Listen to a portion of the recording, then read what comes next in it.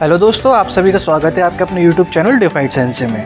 आज हम एक नया एनिमे शुरू करने जा रहे हैं जिसका नाम है the rising of the shield hero. इस वीडियो में हम the rising of the shield hero के सीजन 3 एपिसोड 1 को एक्सप्लेन करेंगे। बिना किसी देरी के हम अपने एपिसोड को स्टार्ट करते हैं। एपिसोड की स्टार्टिंग में हमें एक बैटल ग्राउंड दिखाया जाता है जहाँ पे दो टीम आपस में लड़ रही होती है, जिनमें से एक टीम हमारे मेन कैरेक्टर शील्ड हीरो की होती है, दूसरी टीम उनके ऊपर काफी भारी पड़ रही होती है, वो लोग हार रहे होते हैं। आगे सीन शिफ्ट होता है और हमें एक कैरेज को दिखाया जाता है जिसके अंदर हमारा मेन कैरेक्टर होता है। वो अपना इंट्रोडक्शन देता है, वो बताता है मेरा नाम इवाटानी नाओफुमी है और मुझे यहाँ जापान शहर से दूसरी दुनिया में समन करा गया है एज अ शील्ड हीरो, ताकि मैं इस दुनिया को आने वाली आपदाओं से बचा सकूं। लेकिन जब से गार्डियन टोटो स्पिरिट बीस्ट दोबारा से जिंदा हुआ है इस दुनिया को बचाने के लिए, वो यहाँ के लोगों को मारकर उनकी आत्माओं की एनर्जी को ले रहा है ताकि वो आने वाली वेव को रोक सके। तभी हमें उस जगह की हालत को दिखाया जाता है जहाँ सभी लोग काफी परेशान होते हैं। उस जगह की हालत देखे नाओफुमी बोलता है, हमने गार्डियन बीस्ट को हरा तो दिया है ताकि दूसरा गार्डियन बीस्ट फिनिक्स जिंदा हो सके, लेकिन उस गार्डियन बीस्ट को जिंदा होने में अभी 3 महीने का समय लगेगा और मुझे इस समय का यूज करना है ताकि मैं अपने लैंड के डिफेंस सिस्टम को ठीक कर सकूं, ताकि हम स्पिरिट फिनिक्स गार्डियन बीस्ट को हरा सके। लेकिन जब मैं कायो से लड़ा तो सैक्रिफाइस ओरा ने हमारे ऊपर एक कर्ज छोड़ दिया। मेरे रेप्टाली और फीलो के ऊपर उस कर्ज का काफी असर हुआ है, जिसकी वजह से हमारे स्टेटस काफी नीचे गिर चुके हैं। तभी रेप्टाली अपनी दूरबीन से एक जगह देख रही होती है। वो नाओफुमी को बताती है जिन आर्मीज ने हमारी मदद की थी टोटो स्पिरिट को हराने के लिए, वो अभी भी यहाँ पे गैदर हैं और वहीं दूसरी तरफ ओवरे आर्मी भी है। उनके ग्रुप में से एक लड़की उससे बोलती है ये लोग यहाँ पे लड़ने के लिए नहीं आए थे, तो वो लोग यहाँ पे कर क्या रहे हैं। तभी नाओफुमी अपने मन में बोल रहा होता है मैं एक शील्ड हीरो हूँ, मोतोयासु एक स्पेयर हीरो है और रैन एक स्वॉर्ड हीरो है, वहीं इत्सुकी एक बो हीरो है। हमें स्ट्रांग होने के लिए एक दूसरे पे भरोसा करना होगा, ना कि एक दूसरे के खिलाफ जाना होगा। नाओफुमी अपना सफर पूरा करके एक कैसल के अंदर जाता है। वहाँ पे एक लेडी से मिलता है। वो लेडी नाओफुमी को बताती है तीनों हीरो मिसिंग है काफी समय से। वो उसे बताती है जब तुम दूसरी दुनिया से वापस आए, लेकिन अब उन लोगों को रिस्पॉन्सिबल होना पड़ेगा जो आगे अब होने वाला है, क्योंकि वो सभी लोग अब मिसिंग है। नाओफुमी उस लेडी की बात सुन के उससे बोलता है वो सभी इडियट्स। वो लेडी उससे आगे बोलती है इस समय जब फिनिक्स दोबारा से जिंदा होने वाला है, ऐसे में किसी भी हीरो का मिसिंग होना काफी चिंताजनक बात है। तबाही की लहर और बीस्ट के हमले के बाद इस लैंड में कुछ ही लोग बचे हैं जो तबाही का शिकार हुए थे। और वो नाओफुमी की तरफ मुड़ के उससे बोलती है शील्ड हीरो आपको हमारी दोबारा से एक बार और मदद करनी पड़ेगी। नाओफुमी उससे बोलता है तुम्हें ऐसा कुछ भी करने की जरूरत नहीं है, वैसे भी मैं अपने लोगों के लिए लड़ने वाला हूँ, लेकिन तुम्हारे बारे में क्या, तीनों नेशन के लोग तुम्हारी कंट्री की तरफ बढ़ रहे हैं। इस लैंड की क्वीन होने के कारण तुम्हारे लिए काफी चिंताजनक बात है। गार्डियन बीस्ट को हराने के बाद फोबरे किंगडम ने अपने लोगों को आसपास में लगा दिया है और इसे वो लोग रिलीफ एफर्ट कह रहे हैं। उन तीनों नेशन को अपने बारे में काफी चिंता है, इसलिए उन लोगों ने अपनी फौज को चारों तरफ लगाया है। कुछ ही समय के लिए ही सही, पर ये लोग एक साथ हैं। आगे हमें तीनों लड़कियों को दिखाया जाता है, वो किसी का इंतजार कर रही होती है। तभी वहाँ पे मेलचान आ जाती है जिससे फीलो देख के काफी खुश हो जाती है। तभी वो रेप्टाली से माफी मांगती है और उसे बताती है हमारी नेशन ने कुछ नियमों को चेंज करा है जिसमें अब सभी लोग चारों हीरोज की पूजा करेंगे, लेकिन यहाँ पे अभी भी कुछ लोग ऐसे हैं जो नाओफुमी सामा और डेमी ह्यूमंस को पसंद नहीं करते। मेरी मदर इन सभी को निकालना चाहती है, लेकिन ये मेरे पापा के काफी खास आदमी है। आगे हमें उसी रूम को दोबारा सीन दिखाया जाता है जहाँ पे नाओफुमी होता है। वो उस लेडी से पूछता है वेसल हीरो के बारे में क्या ख्याल है आपका, द 7 स्टार हीरोज। वो सभी काफी समय से मिसिंग है और वो यहीं कहीं है, लेकिन हम उनमें से ज्यादातर लोगों से संपर्क नहीं कर सकते। हमने इस बारे में काफी छानबीन करी, लेकिन हमें कुछ नहीं मिला। अभी केवल हमें एक हीरो की लोकेशन पता है जो स्टाफ हीरो है। नाओफुमी उससे पूछता तो बताओ वो कहाँ पे है, तो वो लेडी उसे बताती है वो इसी राज्य के अंदर है। तभी वो लेडी नाओफुमी को कहीं ले जाने लगती है। वो उससे बोलती है मैं तुम्हें कुछ दिखाना चाहती हूँ। आगे हमें मेलचान का रूम दिखाया जाता है जहाँ पे सभी लोग पैकिंग कर रहे होते हैं। फिर उससे पूछती है तुम कहीं जा रही हो। मेलचान उससे बोलती है हम सियायते जाने की तैयारी कर रही हैं। उसकी बातें सुनकर फिलो काफी खुश रहती है। वो बोलती है तो हमारे मास्टर के लैंड के काफी पास है, तो यानी हम रोज खेल सकते हैं। मेलचान उससे बताती है एक्लारा को काफी दिक्कत हो रही है अपने लैंड को रूलिंग करने के लिए, इसलिए उससे मेरी जरूरत है। और वो उन सभी से कहती है अपनी पैकिंग को फिनिश करने के बाद मैं आज ही निकल जाऊंगी। आगे वो लेडी नाओफुमी को बताती है गार्डियन बीस्ट की बॉडी में से कुछ चीजें बच गई थी जिन्हें हमने रिकवर कर लिया है। ये बात बताते हुए मुझे काफी बुरा लग रहा है, लेकिन माल्टी दोबारा से भाग चुकी है, आपको उससे बचना होगा, वो किसी चीज के लिए प्लानिंग कर रही है। तभी वहाँ पे एक आदमी आया था। वो नाओफुमी को देख के उसके ऊपर चलाने लगता है, लेकिन जैसी उसकी नजर उस लेडी के ऊपर पड़ती है वो वहाँ से भाग जाता है। नाओफुमी उससे बोलता है मुझे लगा नहीं था ये स्टाफ हीरो होगा। नाओफुमी उस लेडी से अपनी बातें पूरी करने के बाद वहाँ से निकल जाता है। वो एक ब्लैक स्मिथ के पास आता है। ब्लैक स्मिथ नाओफुमी से बोलता है दूसरी दुनिया और बीस्ट के बीच में तुम काफी बिजी रहे है ना। ब्लैक स्मिथ की बातें सुनकर नाओफुमी अपने ख्याल में खो जाता है, लेकिन तभी ब्लैक स्मिथ उसे उसके ख्यालों से बाहर निकालता है और वो उस ब्लैक स्मिथ के सामने काफी सारे सामान को निकाल के रख देता है। वो उससे बोलता है मैंने इस सामान का दूसरी दुनिया में यूज किया था और मैं इन सभी चीजों को दोबारा से यूज नहीं कर पाया हूँ जब से मैं इस दुनिया में वापस आया। स्मिथ नाओफुमी से बोलता है तो तुम चाहते हो मैं इन्हें तुम्हारे लिए बनाऊं। नाओफुमी उससे बोलता है हाँ चीप प्राइस पे। नाओफुमी की बात सुन के वो काफी आनाकानी करने लगता है, लेकिन तभी नाओफुमी बोलता है तुम मेरे लैंड पे आ सकते हो, वहाँ पे अपना सामान भी बेच सकते हो, लेकिन वो ब्लैक स्मिथ उससे मना कर देता है। उस दुकान से निकलने के बाद नाओफुमी सारे शहर में घूम रहा होता है। वहाँ के लोगों की हालत देख के काफी परेशान होता है। वो बोलता है इन लोगों से जबरदस्ती 4 हीरो की पूजा करवाई जा रही है, लेकिन मुझे ऐसा लगता है ये चीजें इतनी आसानी आसानी से नहीं बदलेंगी। उस जगह से निकलने के बाद नाओफुमी एक स्लेव ट्रेडर के पास आता है। नाओफुमी रेफ्टेली से बोलता है हमें अपने लैंड को सुधारना होगा ताकि हम लोगों को बचा सकें। नाओफुमी की बात सुनकर वो स्लेव ट्रेडर उसे बताता है। जैसे ही सबके बारे में नॉवेल्स को पता चला तो वो भारी मात्रा में स्लेव्स को खरीदने लगे और दूसरी कंट्रीज में बेचने लगे। उसकी बातें सुनकर नाओफुमी उससे पूछता है तो मुझे सभी को खरीदने के लिए कितने पैसे खर्च करने पड़ेंगे। स्लेव ट्रेडर उसे बताता है तुम्हें एक को खरीदने के लिए ही 30 गोल्ड कॉइन का भुगतान करना पड़ेगा। उसकी बात सुनकर नाओफुमी काफी शॉक हो जाता है और वो उससे बोलता है राफ्टालिया को मैंने केवल 30 सिल्वर कॉइन में खरीदा था, ये प्राइस इतनी जल्दी कैसे बढ़ गया। स्लेव ट्रेडर उसे बताता है बिजनेस बिजनेस होता है। उसकी बातें सुनकर नाओफुमी उससे बोलता है जितने भी लोग बचे हैं मैं उन सभी को खरीदना चाहता हूँ, तो मुझे अपनी सारी जानकारी दो जो तुम्हारे पास है। स्लेव ट्रेडर उससे बोलता है अगर तुम्हें लोअर लूनो विलेज के सभी डेमी ह्यूमंस वापस चाहिए तो तुम्हें ज़ेल्टो बेल्ट जाना पड़ेगा। आगे में अगली सुबह का सीन दिखाया जाता है जहाँ नाओफुमी जितने भी स्लेव्स उन्हें खरीदे होते हैं उन्हें अपने लैंड पे छोड़ जाता है और वो मेलचान से बोलता है 3 हीरो की मिसिंग होने के बाद मुझे अपने लैंड को बचाने के लिए काफी लोगों की जरूरत पड़ेगी। नाओफुमी इन सभी स्लेव्स को वहाँ पे छोड़ के आगे निकल जाता है। आगे में दिखाया जाता है नाओफुमी ज़ेल्टो बेल्ट पहुंच चुका होता है। वो उस शहर में जाके स्लेव मर्चेंट्स को ढूंढ रहा होता है। तभी वो एक शॉप के आगे आके रुक जाता है। जैसे ही उस शॉप का डोर खोलता है तभी वहाँ पे वही स्लेव ट्रेडर दिखाई देता है। नाओफुमी उससे बोलता है तुम यहाँ इतनी जल्दी कैसे आ गए। वो स्लेव ट्रेडर उसे बताता है जिससे तुम पहले मिले थे वो मेरा नेफ्यू है और वो उन्हें उस शॉप के अंदर ले जाता है। तभी वहाँ पे वो सीक्रेट डोर को ओपन करता है। उस रास्ते के जरिए वो उन सभी लोगों को एक ऑक्शन हॉल में लेके जाता है जहाँ पे सभी स्लेव्स की पूरी लग रही होती है। तभी हमें स्टेज के ऊपर एक डीमन गर्ल को दिखाया जाता है। वो उन सभी से बोलती है मैं लूरो लोना गाँव से हूँ। उसकी बातें सुनकर रेफ्टेलिया बोलती है झूठ बोल रही है। वहाँ उस डेमी ह्यूमन लड़की की पूरी लग रही होती है। वो बोली 100 कॉइंस पे आके रुकती है। तभी वो स्लेव ट्रेडर नाओफुमी से बोलता है मैं जानता हूँ तुम्हें लग रहा होगा तुम सब कुछ सही कर रहे हो लेकिन वास्तविकता ये है तुम्हें नहीं पता बिजनेस में चीजें कैसे चलती हैं। स्लेव ट्रेडर से बताता है लूरो लोना गाँव के बीस्ट ह्यूमंस काफी ताकतवर होते हैं। ये अफवाह यहाँ पे फैली हुई है और पैसे से हर चीज को खरीदा जा सकता है, हर परेशानी को सॉल्व किया जा सकता है। अपनी बातें पूरी करने के बाद वो स्लेव ट्रेडर नाओफुमी से पूछता है तुम्हारे पास कितने पैसे, तो मैं लूरो लोना गाँव के डेमी ह्यूमंस के बारे में इंफॉर्मेशन दे सकता हूँ। तभी नाओफुमी उससे पूछता है मुझे बताओ यहाँ पे पैसे कैसे कमाए जाते हैं। वो स्लेव ट्रेडर से बताता है यहाँ पे एक जगह है जहाँ पे लोग ईमानदारी से लड़ते हैं और अपनी ईमानदारी को दांव पे लगाते हैं, लेकिन इससे अलग एक अंडरग्राउंड अरीना है जहाँ पे सब चीजें अलग हैं। वहाँ कोई नियम नहीं है, तुम वहाँ कुछ भी कर सकते हो जीतने के लिए, लेकिन अगर तुम वहाँ पे लड़ते हो तो तुम्हें बहुत ज्यादा पैसा कमाने का मौका मिलेगा। नाओफुमी वहाँ जाके काफी मैचेस को देख रहा होता है लेकिन तभी उसके बगल में एक लड़की आके खड़ी हो जाती है। वो उससे बोलती है मैं तुम्हें यहाँ पे पहली बार देखा है, क्या तुम यहाँ पे नए हो। और वो उसे बताती है जो पांडा जैसा दिख रहा है वो जीतने वाला है। अपनी बातें पूरी करने के बाद वो नाओफुमी से पूछती है तुम यहाँ पे बैट लगाने आए हो या पे खुद लड़ने आए हो। नाओफुमी उस पांडा के मूव्स को देख रहा होता है। वो एक मैजिक करता है और जीत जाता है। वो लड़की उसे बताती है देखा मैंने कहा था ना यही जीतेगा। नाओफुमी उस लड़की से पूछता है तो मुझे बताओ यहाँ के नियम क्या। उस पांडा ने मैजिक का यूज किया था। वो लड़की उसे बताती है तुम यहाँ पे अकेले भी लड़ सकते हो और अपनी टीम के साथ भी लड़ सकते हो, लेकिन सबसे ज्यादा फायदा टीम फाइट में ही है। अपनी बातें पूरी करने के बाद वो लड़की वहाँ से निकल जाती है। तभी नाओफुमी अपने होटल में वापस आ जाता है। वो रेफ्टेलिया से बोलता है हम अपने फेस को छुपा के अरीना के अंदर लड़ने जा रहे हैं जिससे लोग हमारे ऊपर बैट लगाएंगे और हम अपने पैसे कमा सकेंगे ताकि हम सभी डेमी ह्यूमंस को खरीद सके। तभी हमें स्टार्टिंग का सीन दिखाया जाता है जहाँ पे तीनों लोग लड़ रहे होते हैं। दरअसल ये लोग प्रिटेंड कर रहे होते हैं ये लोग काफी वीक है ताकि लोग इनकी हार पे ज्यादा पैसा लगा सके। लेकिन तभी नाओफुमी रेफ्टेलिया से बोलता है अब बहुत हो चुका, अब हमें इस खेल को खत्म करना चाहिए। रेफ्टेलिया अपने एक मैजिक कास्ट करती है जिससे वहाँ पे एक इनविजिबल शील्ड आ जाती है ताकि कोई भी इन्हें पहचान ना सके। तभी ये तीनों मिलकर दूसरी टीम के तीनों मेंबर्स को हरा देते हैं। तो दोस्तों यहीं पे एपिसोड खत्म हो जाता है। दरअसल इस सीजन का भी पहला एपिसोड आया, जैसे ही अगला एपिसोड आता है मैं अपने चैनल पे अपडेट कर दूंगा। नेक्स्ट वीडियो की नोटिफिकेशन पाने के लिए हमारे चैनल को सब्सक्राइब करें, हमारे वीडियोस को लाइक करें।